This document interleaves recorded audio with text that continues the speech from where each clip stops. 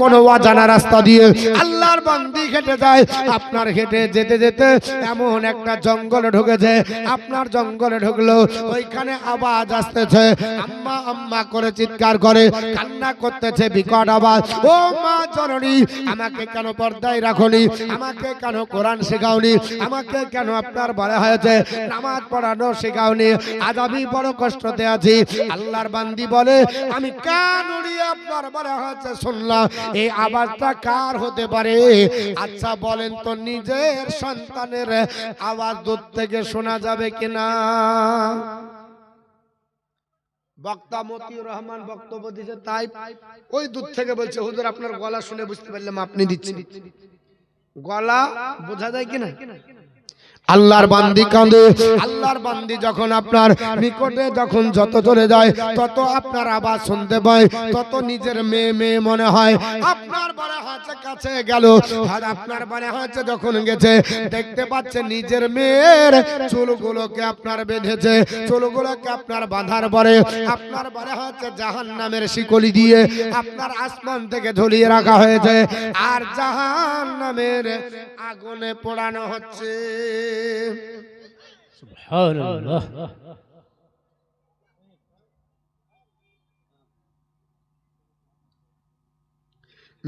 মিঠন শেখ তিনি পিতার নামে একটা বস্তা সিমেন্ট দিয়েছে, আর একটা দিয়েছে আমানুর নাকি আমানুর রহমান খাজা, তিনি দিয়েছেন 5 বস্তা, আর সাগরা বিবি তিনি দিয়েছেন 1 বস্তা, আর মোহাম্মদ কুদরাতুল্লাহ তিনি দিয়েছেন 2 বস্তা, কামাল শেখ কালাম শেখ তিনি দিয়েছেন 1 বস্তা।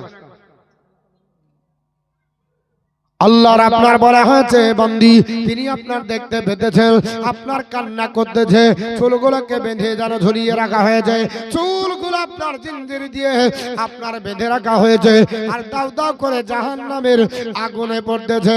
ও মা জননী, আপনাদের বলি, পর্দার খেলাপ হবেন না, বেপর্দা হবেন না।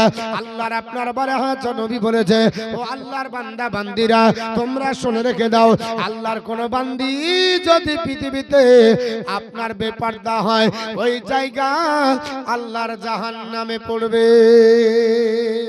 সুবহানাল্লাহ। আমরা মাঠে আপনার সুন্দর করে আপনার বলা হয়েছে সেজে আমরা বাইরে যাই লোককে দেখানোর জন্য, স্বামীকে দেখাই না। অথচ নবী বলল, ও নারী,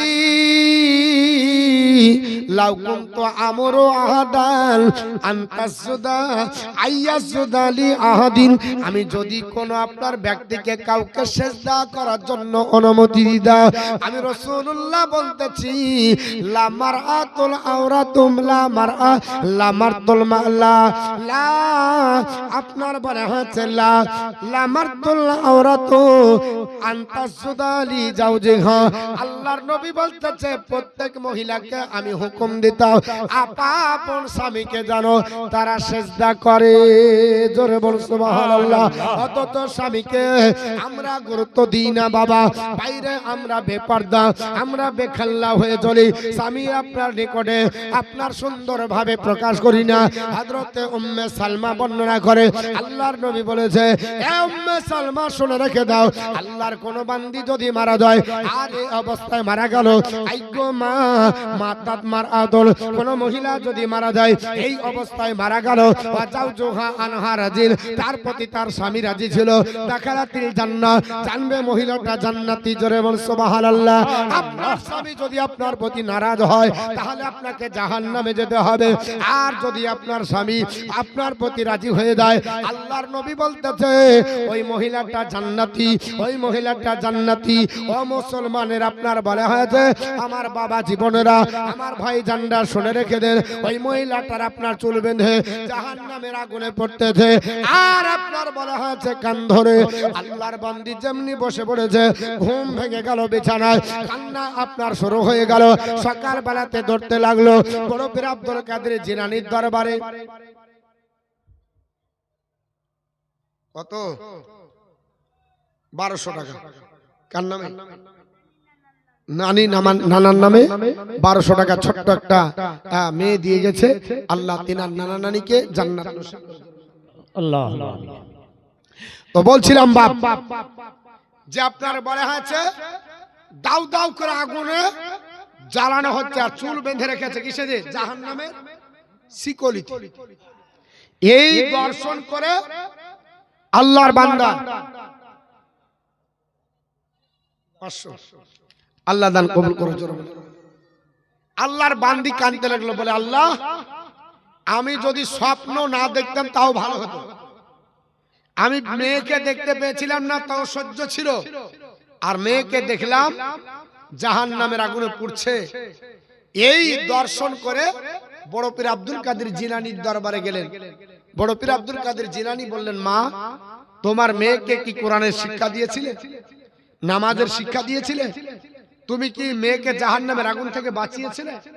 বলে হুজুর না, আল্লাহ কোরআনে বলেছে ইয়া আইয়ুহাল্লাযিনা আমানু, হে ঈমানদারগণ, কু আনফুসাকুম ওয়া আহলিকুম নারা, তোমরা নিজে বাঁচাও তোমাদের আহলে বর্গকে বাঁচাও জাহান্নামের আগুন থেকে।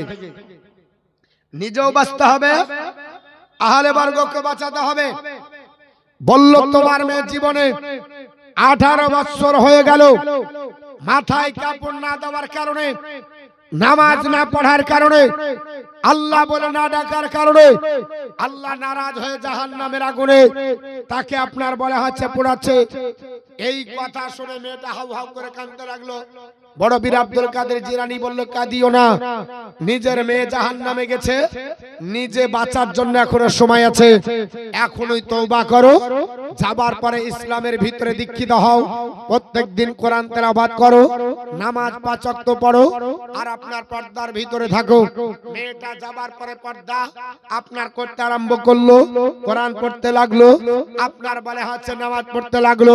কিছুদিন হয়ে গেল, বড় পীর আব্দুল কাদের জিলানী রাহমাতুল্লাহ আলাইহি উনি যেন স্বপ্ন যোগে, আপনার বলে হচ্ছে পৃথিবীর জমিনে স্বপ্ন যোগে তিনি আল্লাহর আপনার জান্নাত ভ্রমণ করছে। জোরে বল সুবহানাল্লাহ। সুবহানাল্লাহ।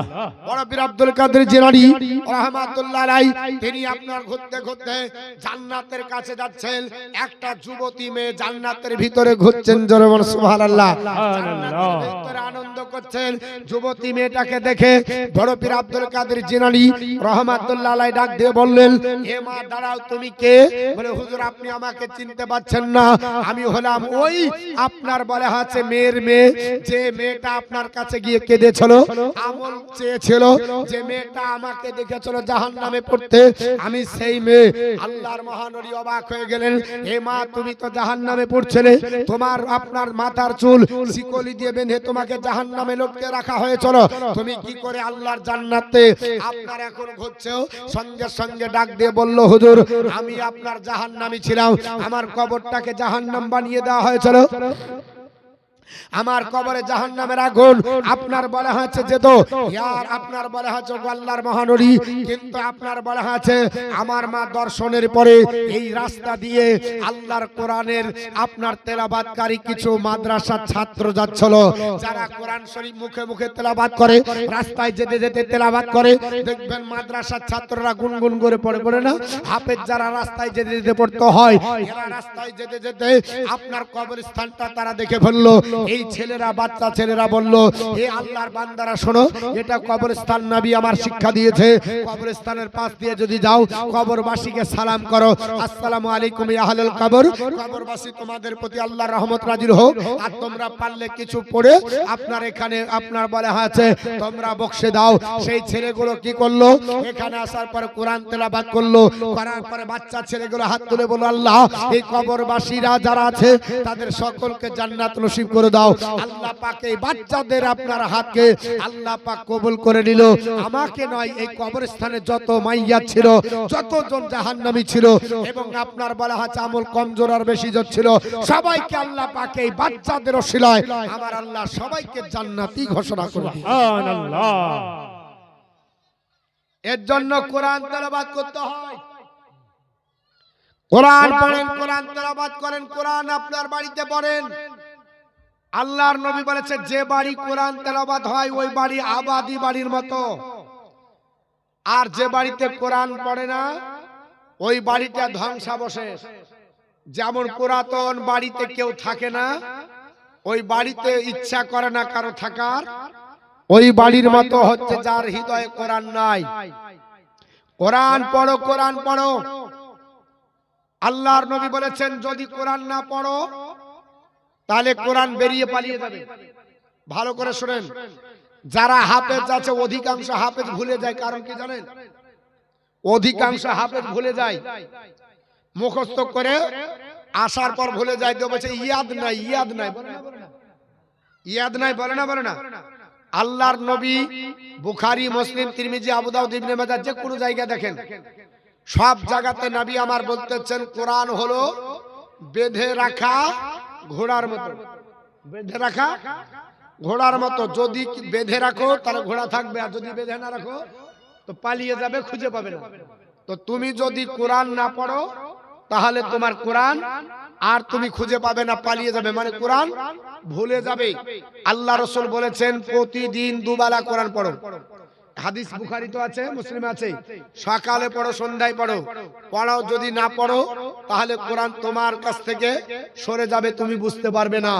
তুমি আপনার কোরআনকে একদিন ফাঁকি দিবে, কোরআন তোমার কাছ থেকে, তুমি যদি তাকে 10 ঘন্টা দূরে রাখো, কোরআন তোমাকে 10 ঘন্টা লাই তোমাকে 100 ঘন্টা দূরে রাখবে। কারণ কোরআন হচ্ছে বেঁধে রাখা ঘোড়ার মতো। যেমন বেঁধে রাখলে শক্ত ভাবে থাকে, কোরআন যদি তেলাওয়াত করো তাহলে তোমার কাছে মজুদ থাকবে, না হলে কোরআন তোমার কাছ থেকে সরে যাবে। তখন তোমার আর ইয়াদ হবে না, তুমি মনে করতে পারবে না। এর জন্য দেখবেন বাচ্চা অবস্থায় ইয়াসিন সূরা মুখস্থ করেছে, সূরা মুলক মুখস্থ করেছে, এখন বললে বলছে আর হয় না গো, কারণ অনেক দূরে চলে গেছে। তুমি রুখতে পারোনি, বেঁধে রাখতে পারোনি, ধরে রাখতে পারোনি। নবী বলছে প্রত্যেকদিন কোরআন তেলাওয়াত করো, কোরআন তেলাওয়াত। কোরআনকে বেঁধে রাখতে হয়। আর যারা কোরআন ভুলে যাবে এর মতো আর দুঃখের বিষয় নয়, সবচাইতে ঘৃণার পাত্র তারা যারা কোরআন মুখস্থ করে ভুলে যায়। শুধু তাই নয়, আল্লাহর নবী সাল্লাল্লাহু আলাইহি ওয়াসাল্লাম বলেছে মান কারা আল কুরআন ওয়া আমিলা বিমা ফিহি উলবিসা ওয়ালিদাহু তাজান ইয়াউমাল কিয়ামাতি দাউহু আহসান মিন দাউইশ শামস। যে কোরআন পড়ে আর ওর উপর আমল করে, ওই ব্যক্তির পিতা মাতার মাথার উপর আল্লাহ নূরের একটা টুপি পরাবে, যে টুপিটা দেখে সবাই অবাক হয়ে যাবে। এটা কে গো, এত সুন্দর টুপি পরছে, যার টুপির জ্যোতিতে সূর্যের জ্যোতি আপনার গ্রাস করে নিচ্ছে। এখন যদি কেউ এই টিউবলাইট জ্বালায়, আর এখন যদি হ্যালোজেন দেন, টিউবলাইটের অস্তিত্ব থাকবে? টিউবলাইট গুলো মিটমিট করবে, কারণ হ্যালোজেনের কাছে এই বাচ্চা হয়ে যাবে। তা আল্লাহ রাসূল বলছে যে কোরআন পড়বে ওর মাথাতে যে তাজটা থাকবে, টুপিটা থাকবে, এত জ্যোতি হবে, সূর্যের জ্যোতির চাইতে বেশি জ্যোতি হবে। সব জ্যোতিকে আপনার গ্রাস করে নেবে, কিন্তু আমরা করি না। আমার মা বোন, আমি আপনাদের বলবো কোরআন তেলাওয়াত করবেন, কোরআন পড়বেন। সূরা আল ইমরান এমন একটা সূরা, এই সূরা আল ইমরান এবং সূরা বাকারা দুটো সম্পর্কই বলা হয়েছে। এই দুটো সূরা গোটা যদি মুখস্থ করতে পারেন তাহলে রাসূলুল্লাহ সাল্লাল্লাহু আলাইহি ওয়াসাল্লাম বলছে যদি কোনো ব্যক্তি দুটো আপনার বলা আছে হিষ্টপিষ্ট বাড়িতে উট পায়, তাহলে ওই লোকটা বেশি খুশি হবে কি হবে? জি হবে। হবে না? হ্যাঁ, হিষ্টপিষ্ট দুটো উট তখনকার জামানায় যা ছিল তাই দিয়ে বোঝানো হয়েছে। এখন যদি বলে তোকে স্করপিও এখন গাড়ি দিব, তো যদিও না পারে বুক ছেঁচড়ে মুখস্থ করবে, করবে না? হ্যাঁ, জি জি। যদি বলে মৌলভী সাহেব আপনি যদি প্রতিদিন পড়েন তো আপনাকে একটা গিফট দেওয়া হবে, কি বলে? স্করপিও গাড়ি। আরে বাসটা আমার বাপ দেখেনি রে স্করপিও গাড়ি, যে এমন করে হোক মুখস্থ করব। আল্লাহর নবী সাল্লাল্লাহু তাআলা আলাইহি ওয়াসাল্লাম সোনার জবানে বললেন, হে আমার সাহাবারা শুনে রেখে দাও, আল্লাহর কোন বান্দা বান্দি যদি সূরা আপনার বাকারা এবং সূরা আল ইমরান যদি পড়ে, জেনে রেখে দাও তোমাদের বাড়িতে দুটো হিষ্টপিষ্ট উট যেন আপনার বলা হয়েছে আপনার পাওয়ার মতো যেন গিফটের কথা তোমাদের স্মরণ হয়ে যায়। এই দুটো আপনার উট যেন তোমরা লাভ করে নিলে, জোরে বলো সুবহানাল্লাহ। এত ফজিলত আমার নবী আপনার আপনার বর্ণনা করে গেল, এত ফজিলত আপনার ভরে গেল, অথচ মুসলমানের ঘরে আজ আর কোরআন তেলাওয়াত হয় না, আজ আপনার কোরআন স্টাডি হয় না, আজ কোরআন আমরা পড়ি না। এ মুসলমান, কেন কোরআন পড়া হবে না? কেন আপনার কোরআন তেলাওয়াত করবেন না?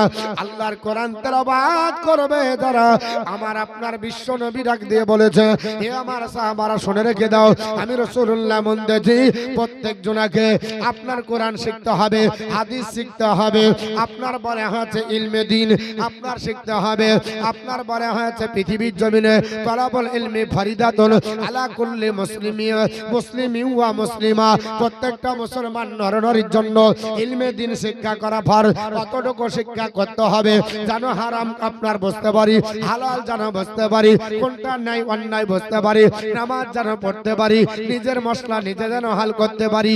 আপনার মৌলবি মাওলানা হতে হবে, এতটুকু জরুরি নয়, এতটুকু জরুরি যে আপনাকে আপনার বিষয়ে আপনাকে সচেতন হতে হবে, তাহলে মুসলমান পৃথিবীতে লাঞ্ছিত হবে। সুবহানাল্লাহ সুবহানাল্লাহ। বেশক লাঞ্ছিত হওয়ার একটাই কারণ, মুসলমানের কাছ থেকে কোরআন অনেক দূরে। বলে হুজুর আমাদের বাড়িতে আছে, ওটা বাড়িতে থাকার নাম কোরআন না। আল্লাহ কোরআনে বলেছে সূরা হাসরের শেষের দিকে, যদি আমি কোরআনকে পাহাড়ে অবতীর্ণ করতাম তো পাহাড় ধরে রাখতে পারতো না, চূর্ণ বিচূর্ণ হয়ে যেত। সুবহানাল্লাহ। হতো না, হতো না। কোরআনে বলছে তো আপনার রেহেলের উপর থেকে তো কাঠের রেহেলই ভাঙছে না, হ্যাঁ ভাঙছে? জি না। তা আল্লাহ কি মিথ্যা বলেছে? আস্তাগফিরুল্লাহ, আল্লাহ মিথ্যা বলেছে? জি না। বলেননি আল্লাহর কথা সত্য। তো আপনি কি বুঝতে পারলেন? বলে কোরআনের যে পাওয়ার, কোরআন যে নূর, আলো, কোরআন যে আপনার অথেন্টিক গ্রন্থ, এটা যদি ডাইরেক্ট আল্লাহ পাহাড়ে নাজিল করতেন তাহলে ধরে রাখা সম্ভব হতো না। পাহাড়ের কারেন্ট ব্যবহার করতে গেলে তার উপর কভার দিতে হয়। আমার আল্লাহ জিবরিলের মাধ্যমে নবীর কাছে দিয়ে কভার দিয়ে দিয়েছে। আল্লাহ পাক নবীকে এত শক্ত, এত ধৈর্যশীল, এত পাওয়ারফুল করেছিলেন যে কোরআনকে ধরে নবীজি যখন প্রথম ওহী নাজিল হয় তখনও নবীর উপরে জ্বর এসেছিল। সুবহানাল্লাহ। থরথর করে নবী কাঁপতেছেন। মা খাদিজার আপনার বাড়িতে, খাদিজাকে বলছেন ইয়া খাদিজা জাম্মিল জাম্মিল জাম্মিল, খাদিজা চাদর দাও চাদর দাও। খাদিজাতুল কুবরা চাদর দিলেন, নবীকে ঢেকে রাখা হলো। খাদিজাতুল কুবরা ওয়ারাকা বিন নাওফলের কাছে গেলেন। ওয়ারাকা বিন নাওফল বললেন, খাদিজা নারে তাকবীর, আল্লাহু আকবার, নারে রিসালাত, হাফেজকারী মাওলানা আমিনুল সাহেব চতুর্বেদী সাহেব জিন্দাবাদ, নারে তাকবীর, নারে রিসালাত। নবী বললেন কি জাম্মিল জাম্মিল জাম্মিল। আমার বন্ধুবর্গ দেখে চলে এসেছে, এই দেখেন এত বক্তব্য দিছে তাও মোটা হয় না গো, পাতলা হয়ে যাচ্ছে ডেরে। মানে এইসব জিনিস আপনার বলে হচ্ছে যে বক্তব্য রাখা এটা ছোটখাটো কাজ না, এত বড় কাজ যে ভিতরে যত মাল মশলা আছে বুঝতে পারছেন, মানে পাশগুলো সব অকে যায়। যদি পাল্টানোর মতো হইতো কিনা, তো এসব বক্তা যা ইনকাম করে প্রতি বছর একবার করে পাল্টে নিত, সার্ভিসিং করত, হবে না তো। তো যেটা বলছিলাম বাপ, যে পৃথিবীর জমিনে ওয়ারাকা বিন নাওফলের কাছে যাওয়া হলো। ওয়ারাকা বিন নাওফল বলছেন খাদিজাকে, বলে খাদিজা কি হয়েছে? বলে আপনার বলে হচ্ছে হালতেছে থরথর করে। বললেন প্রথম ওহী নাজিল হয়েছে? বলে হ্যাঁ। বলে সুখবর যে এই জন্য কোরআন এতটা আপনার বলে হচ্ছে নির্ভরযোগ্য এবং ভারী, এত ওজন কোরআনের, যে কোরআন যদি পাহাড়ের উপর অবতীর্ণ হতো পাহাড় চূর্ণ বিচূর্ণ হতো। কিন্তু আল্লাহ মানুষকে এত শক্ত করেছে যে পাহাড়ের চাইতো মানুষ বেশি আপনার বলা হচ্ছে ক্ষমতাশীল।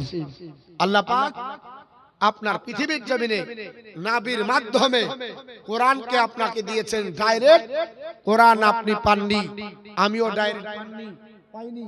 এর জন্য বাপ কোরআন পড়বেন, কোরআনের উপর আমল করবেন। আমি আপনাদের কাছে কোরআন নিয়ে কিছুক্ষণ আপনার বক্তৃতা করলাম। অনেক সূরা আছে বাপ, ছোট ছোট সূরা, বড় বড় সূরা এবং একটা আয়াত, এগুলো আপনার বলা হয়েছে যদি আমল করেন পৃথিবীর আপনার বালা মুসিবত, পৃথিবীর অনেক আপনার মুসিবত থেকে দূরে থাকবেন এবং আযাব থেকে, কবরের আযাব থেকে নিষ্কৃতি পাওয়া যাবে এবং মরণের সময় আরাম হবে, রুজি রোজগার হবে, সম্মানীয় হবে, ব্রেন শক্তি বৃদ্ধি হবে। আপনার অনেক আপনার আমল আছে যেগুলো আমার নবী সাহাবীদেরকে প্র্যাকটিক্যাল এবং থিওরিক্যাল শিখিয়ে দিয়েছে। এবং কোরআনের ফাজাইলুল কোরআন এই বলে একটা চ্যাপ্টার বাঁধা আছে প্রত্যেকটা হাদিসের কিতাবে, প্রত্যেকটা হাদিসের কিতাবে চ্যাপ্টার বাঁধা দেওয়া আছে। কিন্তু আমরা ধরেন হাদিসও পড়ি না, কোরআনও পড়ি না, মৌলবীর কাছে দুবার শুনে নিলাম, বাস এই কান্দে বললাম, ওই কান্দে বের করে দিলাম, মৌলবীর গলা ভালো কিনা ওটা দেখবো, আর তলা ভালো কিনা ওটা দেখবো, বাস হয়ে গেল না। আমল করতে হবে। গোবরাতে যতটা জালসা হয়, প্রত্যেক জালসাতে যদি 2-4টা করে আমল হয় তো এক একটা ব্যক্তি সব আপনার হাফ মৌলবী হয়ে যাবে। বুঝতে পেরেছেন? হাফ মৌলবী সবাই হয়ে যাবেন। তো যাই হোক, আমি চলে যাব, দোয়া করব। 30টা ব্যক্তির কাছে 100 টাকা করে নেব। আছে 100 টাকা, 100টা টাকা করে আছে গো মা, দোয়া করব 100 টাকা করে। আমাকে কমিটি টাইম দিয়েছিল 9:30, আজ বাজছে 10:30। হ্যাঁ, আমার ঘড়ি খারাপ হতেও পারে নাকি? না না, এই ঘড়ি খারাপ নাই, আমার ঘড়ি খারাপ না। আপনি দেখি, এই আমার ঘড়ি খারাপ নাই। 9:30 বলেছে, 10:30 বাজছে গো। তার মানে মৌলবী তুমি বোকা হইতে পারো, আমরা বোকা নাই, তোমাকে ঠিক বেহাইগা নিব। বুঝতে পেরেছেন? 100 হলে 1 নাম্বার। সেন্টু ভাই দিয়েছে 1000, 100। করিম ভাই, আমি ওকে সেন্টু ভাই বলি গো, আমাদের আপনার করিম, তাহলে আব্দুল করিম বলতে হবে। হ্যাঁ, করিম ভাই, রাজারুল, কত নামের ডিজাইন গো। হ্যাঁ, নাম আপনার বলা হয়েছে, এত নাম, এই নামের ডিজাইন দেখে আমাকে 100 টাকা নিয়েছেন না গো যুবকেরা? হ্যাঁ, এতগুলো বাপ আছে, ভাই আছে, মা আছে, 100 টাকা করে না, একটু চটজল দিলে এসে দোয়া করবো। হ্যাঁ, প্রধান বক্তা চলে এসেছে, উনি শুধু আপনার শুরু করে দিবেন, উনি আর আপনাদের কাছে বিরক্ত করবেন না, চাইবেন না।